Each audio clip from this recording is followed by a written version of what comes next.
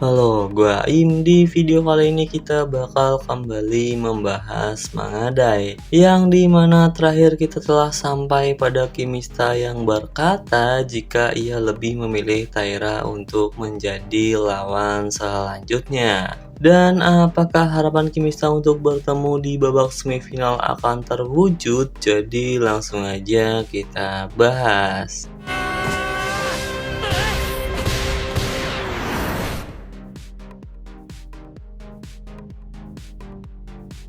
Pertandingan yang sudah berjalan sekitar 30 menit, di saat itu juga secara sepintas di dalam pikiran Higuchi melihat gambaran yang begitu gelap. Dengan masuknya Kageyama yang gaya bermainnya sama dengan Narukami, Higuchi berpikir kesempatan untuk memberikan operan ke Narukami akan berkurang. Tapi ya tetap aja semangat Sakuragi sekarang ini sedang berada di titik puncak. Dan untuk merubah alur permainan itu benar-benar mustahil. Apalagi para pemain Seikan benar-benar kelelahan karena menerima gempuran yang tidak ada habisnya. Salju yang terus-menerus jatuh dan menyebabkan kedinginan itu juga faktor utama yang menguras stamina para pemain Seikan. Dan si Higuchi berpikir jika peluang mereka memenangkan pertandingan bukankah sangat kecil. Tapi di saat Higuchi berpikir seperti itu, ia melihat Taira yang berusaha merebut bola dari Indo. Higuchi pun terkejut karena di saat yang seperti ini ekspresi Taira masih terlihat sangat fokus dan juga bersemangat. Ya, sementara dirinya sendiri malah berpikir jika memenangkan pertandingan itu mustahil. Nah, Sakuragi yang terus-menerus mengurung Seikan untuk terus berada di daerah pertahanan, tepat di menit 32 Narukami menerima bola.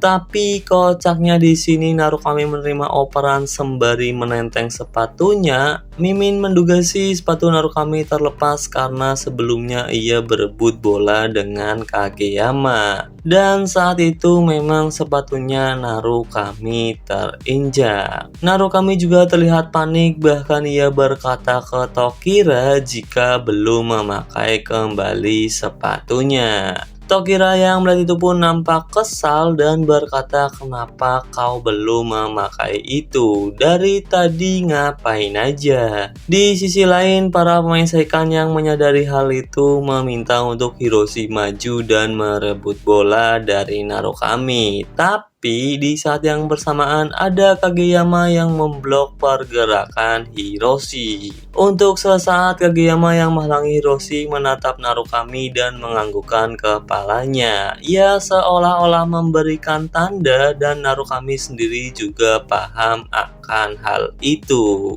Ia pun kemudian mendribble bola ke sisi kiri yang sebenarnya di sana udah ada Taira. Himura yang melihat jika Narukami berlari ke arahnya pun berteriak, namun dengan sekejap Narukami berhasil melewati Taira. Bahkan di sini Taira nggak bisa berkutik, namun di dalam hatinya Taira berkata jika itu regate. Regate adalah bahasa Spanyol yang sama artinya dengan mendribble, tapi nanti di depan ada penjelasan yang lebih detail tentang dribble yang Taira sebut regate itu. Nah, para penonton yang melihat Narukami mendribble dan sudah mulai masuk ke dalam kotak penalti pun bersorak, bahkan mereka berkata jika ia melakukan itu seperti sedang menenun. Ya, mungkin maksud menenun di sini adalah Narukami mendribble sambil berkelok-kelok. Dan di sisi lain, Kazama dan Sukamoto yang melihat itu juga terkejut, namun yang membuat mereka heran karena Narukami melakukan itu hanya menggunakan satu sepatunya aja. Ya, tentu itu adalah hal yang mengejutkan karena lapangan sedang turun salju dan mendribble tanpa menggunakan salah satu sepatu tidak membuat Narukami terpleset. Bahkan Narukami yang sudah mulai masuk ke dalam kotak penalti dengan cepat bisa melewati beberapa pemain Seikan. Seluruh orang yang melihat itu pun gak percaya, bahkan para pemain Seishiki berkata jika bercanda juga ada batasnya. Nah, Narukami sendiri yang sudah melewati semua pemain bertahan Seikan membuat kiper Seikan mau nggak mau harus keluar dari gawangnya. Tapi Narukami sendiri juga bisa menghindari itu. Ia pun kemudian melakukan tembakan, namun sayangnya setelah menghindari sergapan dari kiper Seikan, ia berada di sudut yang sempit sehingga tembakan Narukami hanya mengenai tiang gawang. Para penonton juga menyayangkan akan hal itu, namun ya bagaimanapun juga posisi Narukami memang tidak menguntungkan. Tapi di samping itu bola rebound dari tembakan Narukami kemudian berhasil dikuasai oleh Higuchi. Di sana juga sebenarnya ada Indo, bahkan para pemain Sakuragi yang ada di bangku cadangan berteriak untuk Indo menyebar bola rebound itu. Namun di sisi lain para pemain Seikan juga berteriak jika ini udah nggak apa-apa dan Higuchi tinggal buang aja. Namun si Higuchi sendiri berpikir berbeda. Ia berkata di dalam hatinya jika kita masih memiliki orang itu. Higuchi pun kemudian membalikkan badan dan memberikan operan ke depan, dan ternyata orang yang Higuchi maksud adalah Taira.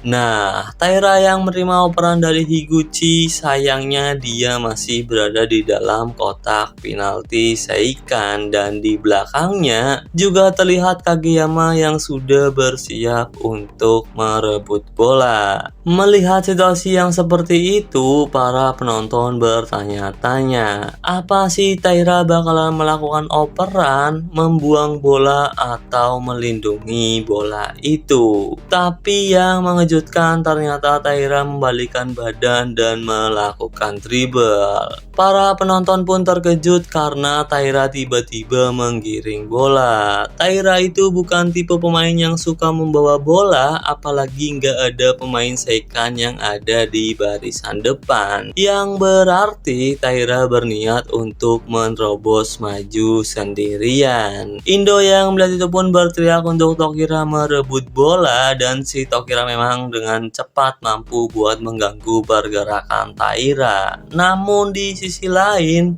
Gao Nakano berkata jika kecepatan Taira mendribble itu sangat lambat. Tapi si Kaziko menjawab jika bukan seperti itu. Dan yang mengejutkan, meski pada awalnya Tokira berhasil buat mendapatkan Taira, Tokira sendiri malah berakhir dengan jatuh terpental. Bahkan setelah Tokira jatuh, yang mengejutkannya Taira menambah kecepatan mendribble. Indo yang melihat itu juga berkata di dalam hatinya jika Taira sangat cepat. Nah, di sisi lain Kazuko menjelaskan jika Taira memang sengaja membiarkan lawan mendekatinya. Gao Nakano pun gak paham dengan perkataan Kazuko yang menyebut jika Taira sengaja, dan si Kazuko berkata lagi jika saat masih tahun pertama Taira adalah tipe orang yang akan membawa bola sendirian. Dribble itu punya dua jenis, salah satunya adalah dribble yang melewati dan meninggalkan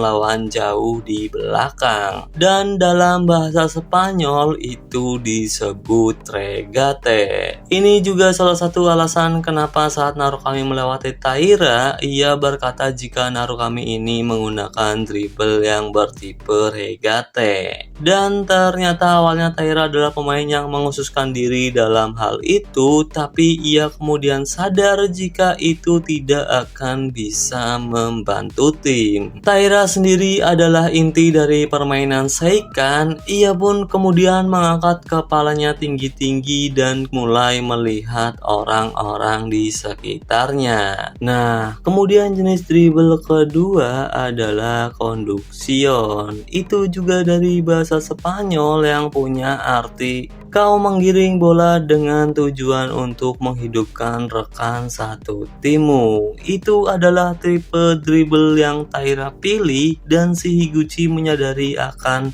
jalan yang Taira pikirkan. Meski itu membuat Taira harus batuk darah dengan tubuhnya yang awalnya sangat kurus, tapi secara bertahap Taira mulai membentuk tubuhnya dan seolah-olah kini ia menggunakan armor besi. Kazuhiko juga berkata jika Genshiro Taira sangat mengerikan. Namun di samping itu di dalam lapangan Taira dihadang oleh pemain bertahan Sakuragi. Tapi dengan sekejap mata Taira mampu melewati orang itu. Pelatih Saikan yang melihat itu pun teringat akan Taira di masa lalu dan seperti inilah gambaran gaya bermain Taira di saat itu. Di sisi lain juga Higuchi berkata jika ini memang seperti yang sudah diharapkan. Untuk pertandingan ini Taira berniat menyelesaikannya sendiri dan itu adalah tekad yang luar biasa yang Taira perlihatkan. Taira yang terus maju, ia terus menambah kecepatan dan bahkan sudah melewati dua pemain. Sakuragi tentu kesulitan untuk menghentikan Taira karena bagaimanapun juga Taira mengejutkan semua orang dengan caranya menerobos maju. Apalagi cara yang Taira gunakan itu mendribble bola sendirian, ditambah lagi seluruh pemain Sakuragi sedang fokus menyerang. Salju yang terus turun juga membuat para pemain bertahan menjadi kelelahan dan faktor-faktor itulah yang menguntungkan untuk Taira. Tapi di sisi lain semua faktor yang menguntungkan untuk Taira nggak berlaku bagi kemampuan antisipasinya Kisaragi. Bahkan Kisaragi sekarang sudah berada di depan Taira dan Taira yang mengetahui hal itu berpikir daripada melewati Kisaragi dengan teknik dribble regate-nya, lebih baik ia merentangkan tangan kepada Kisaragi untuk berbalik arah dan juga berhenti mendribble bola.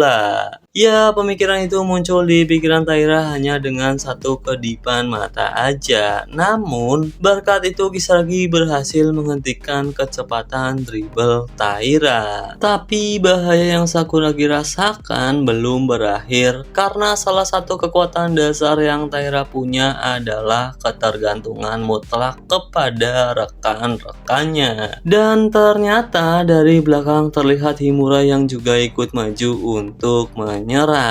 Taira yang melihat itu pun kemudian memberikan operan dan dengan kerjasama yang apik bersama Himura, Taira bisa bebas dari Kisaragi. Namun di saat Taira kembali mendapatkan bola, ternyata di sana udah ada Kondo yang sudah keluar dari gawangnya. Duel one on one antara Kondo dan Taira pun terjadi, tapi sebelum itu kita diperlihatkan flashback antara Kondo dan juga Shinji. Dan ternyata si Kondo ini adalah muridnya Shinji. Ya, meskipun pada kenyataannya Shinji ini masih seorang anak kecil, tapi fakta bahwa Shinji mengajari Kondo perihal teori menjadi penjaga gawang itu adalah kebenaran yang nggak bisa dibantah. Bahkan di sini Shinji meminta bayaran 100 yen untuk metode yang ia bilang Kondo tidak akan kalah ketika berhadapan 1 lawan 1.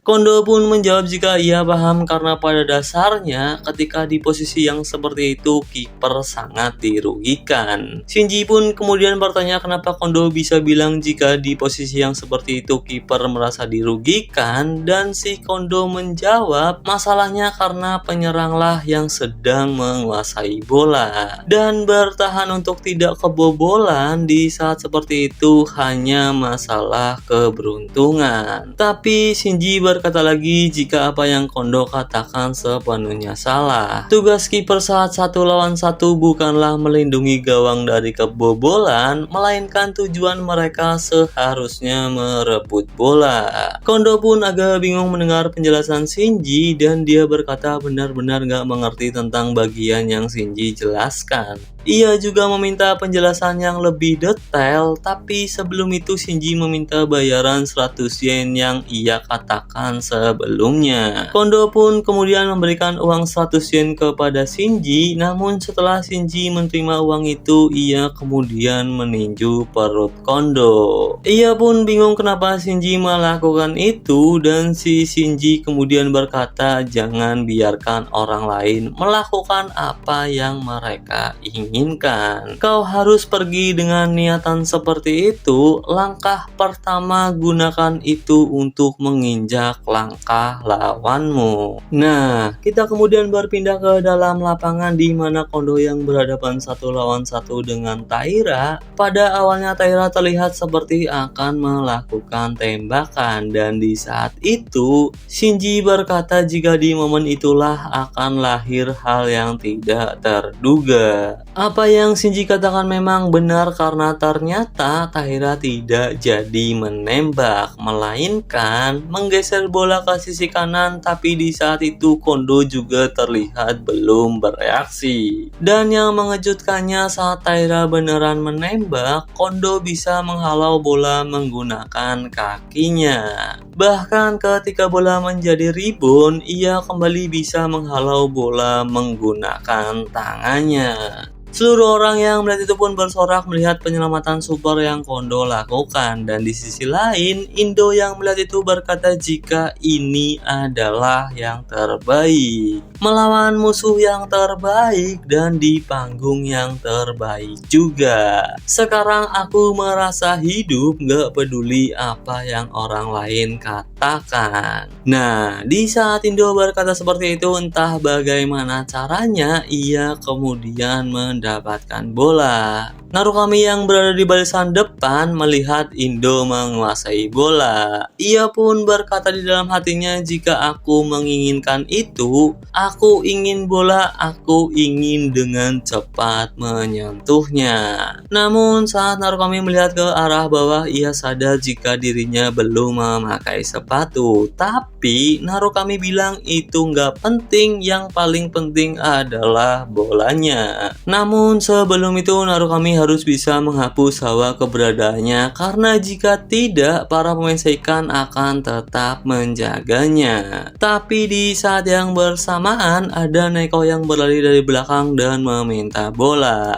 Narukami yang melihat itu pun berkata jika untuk saat ini dia nggak perlu melakukan itu, dan di samping itu Higuchi meminta untuk para pemain bertahan maju ke depan. Higuchi berniat untuk menjebak Neko dengan perangkap offset. Narukami sendiri juga sepenuhnya paham akan hal itu, tapi Narukami kemudian melihat ke arah asisten wasit dan berkata jika dia benar-benar memperhatikan apa yang sedang terjadi. Di sisi lain para penonton pun berkata jika ini buruk, Neko benar-benar berada di posisi offset. Tapi saat Indo mengirimkan umpan lambung ke depan, yang mengejutkannya ternyata Narukami lah yang berlari untuk mengambil operan. Ia juga kemudian mengingat sosok ayahnya dan berkata jika inilah klub sepak bola Sakuragi. Indo yang melihat Narukami berlari untuk menerima operannya pun tersenyum, tapi setelah itu ekspresi Indo benar-benar berubah, dan ternyata ia melihat Narukami yang tiba-tiba tumbang. Wah, sayang banget ya, padahal Narukami ini udah bisa lolos dari perangkap offset yang udah disiapin para pemain Seikan. Tapi mau bagaimana lagi, kita juga udah dikasih tahu kalau Narukami ini lemah dalam hal fisik.